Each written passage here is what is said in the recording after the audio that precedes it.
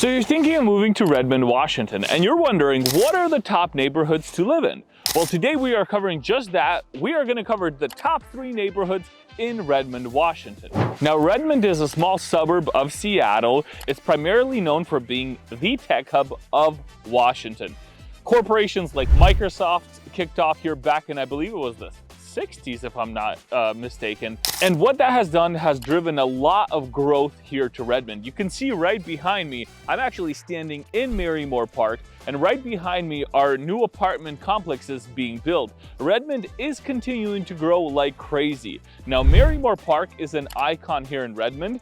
It's a park situated on over 600 acres here in the small city of Redmond. 640 to be exact. It's by far, I think, the biggest park compared to any of the other suburbs or cities around Seattle. Now, in Marymoor Park, here you have the playground, you have a rock climbing wall, you have multiple soccer fields, multiple baseball fields, and you're extremely close to downtown Redmond. Literally just a 30-second drive away, you have Pete's Coffee if you want to pick up a nice latte in the morning. You have Whole Foods, which is one of the most renowned grocery stores we have here. You have Chipotle if you're looking to satisfy some of your midday cravings. Now, according to niche.com, Southeast Redmond, which is where we are right now, is the #1 place to live in Redmond, Washington. Not only does it bring in a lot of young professionals who work for Microsoft, but families as well. There's a lot to do here in Southeast Redmond. Now, we are off to our second place, and we're gonna be smack in the middle of downtown Redmond. So we are here for a second stop of the day, and we're covering neighborhood number 2, downtown Redmond. Now, downtown Redmond, of course, has all of the action. You have all of the coffee shops, the restaurants, etc. Now, what does the living situation look like?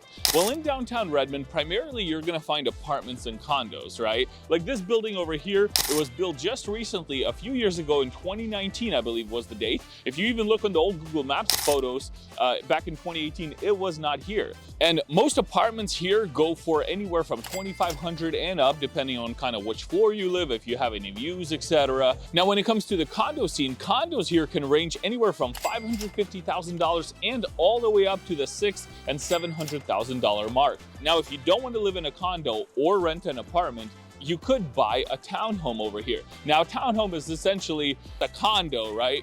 But you have multiple floors, and it's pretty much like a house with a shared wall and usually a shared yard, well, you know, split with a fence, etc. But the townhomes here, they can range for all the way up to $1 million and more, depending on the features and the style of it and when it was built. So if you're looking to move to Redmond, Washington, this is what you can expect to pay if you live in downtown. Now, a little bit about the culinary scene here in Redmond, Washington. So you have places like Tipsy Cow Burger, which is a burger bar, right? You have Prime Steakhouse, which serves some of the best steak in the city and across the east side. Speaking of specialty coffee, you have Cannabis Coffee as well. Never been there, not planning to, but I always like to mention it because a lot of people want to move to Washington for that reason. If you're looking to pick up some high-end Mexican food for a very decent price, Matador is right here across Tipsy Cow Burger and across Prime Steakhouse. Everything here is so centrally located. You also have the Redmond Town Center, which you can find casual dining and fine dining as well as many other shops and local businesses. And now we are going to our third stop, talking about education and what living on Education Hill looks like. And for our last stop of the day, we are in Education Hill. And Education Hill is known for, you guessed it, education. Right now we are in Hartman Park, which is one of the most popular parks here in Redmond. You have basketball fields, baseball fields, and everything else that you could possibly imagine. Now, Hartman Park is located right across Redmond High School. And I forgot to mention, Redmond, Washington is in the Lake Washington School District, which is one of the best school districts here in the state. So Redmond High School specifically is rated an A+ on niche.com, one of the best schools in the state, the 9th best school in the state to be exact. Now, literally just down the street, you also have Horace Mann Elementary School, which also has an A rating on niche.com. Redmond has no shortage of good schools. You have Tesla STEM High School as well, one of the most notable ones around here. If you want to put your children through a great education, Redmond, Washington is really where you need to be. Now, if this is where you need to be, let's talk a little bit about what the real estate looks like over here. So this Rambler here, 3-bed, 1-bath, sold at $915,000, and it's only 980 square feet. It's located in a neighborhood with mixed homes. You see some new construction homes, and you see some older ones as well.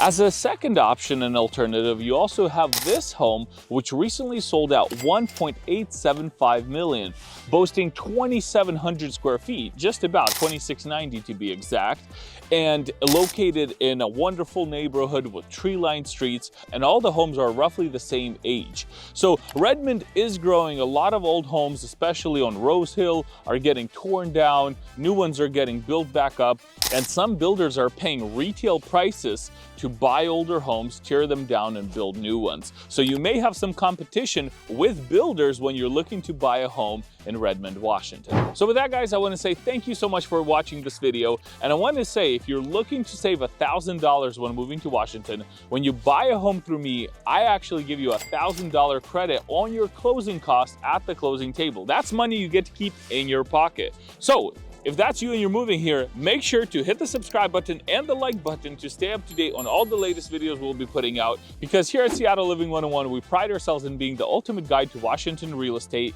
and Seattle living and beyond. See you in the next one.